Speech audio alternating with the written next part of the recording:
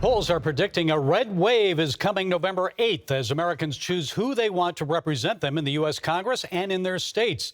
So is leftist cultural wokeism about to die once and for all, or will it rise again after suffering only a temporary setback? We're here to set us straight is longtime conservative producer, media influencer, and promoter A.J. Rice. A.J. is CEO of Publius PR, a premier Washington, D.C. communications firm, and author of Woking Dead. A.J., it's great to talk to you and see your face. So a red wave is expected, but do you get the feeling that cultural wokeism may suffer defeat on November 8th, but may rise again? What do you think is going to happen here?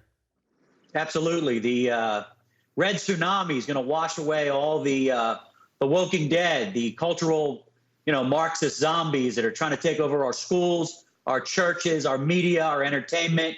The American people have had enough, and they're coming. Well, in your book, you say this has been planned for decades, and the left saw an opportunity to advance their cultural agenda when the Democrats yielded to Bernie Sanders and his allies to get Joe Biden into the White House. So explain what you believe happened in 2020 and the expected loss of the U.S. House and possibly the Senate this time around doesn't necessarily mean Democrats are going to shift course, or do you see them moderating in 2024? Well, look, I know we're winning when I see Barack Obama out there on a podcast that nobody listens to, basically saying, hey, we got to cut some of this woke stuff out.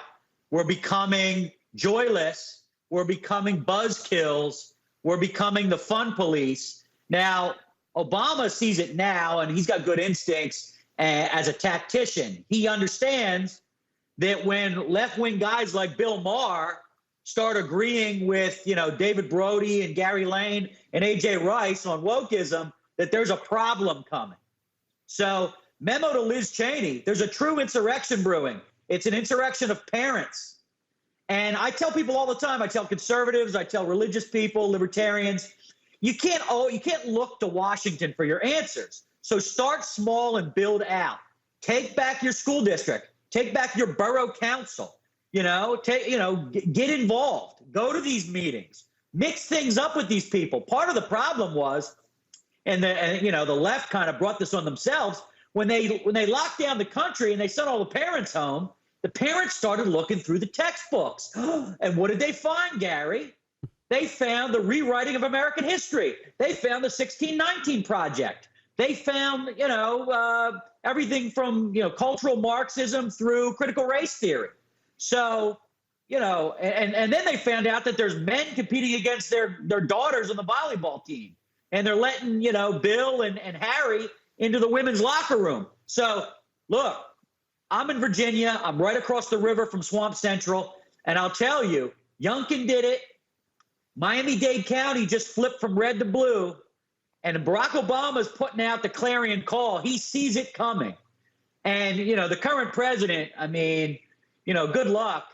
He's just shuffling about. I'm not sure he knows what's going on. He's doing interviews with trans people while Rome is burning.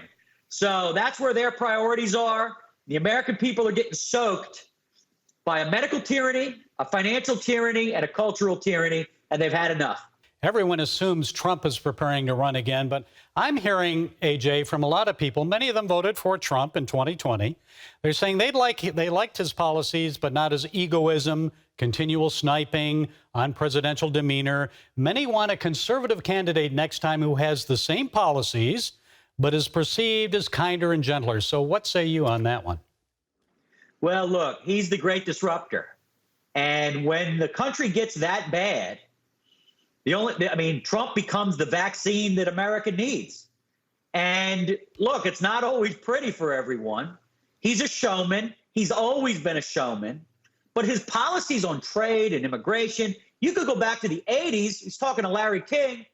They haven't changed.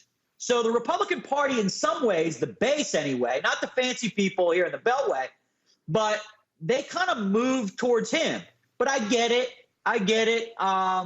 Look, I'm from Philadelphia, so Trump's demeanor doesn't bother me.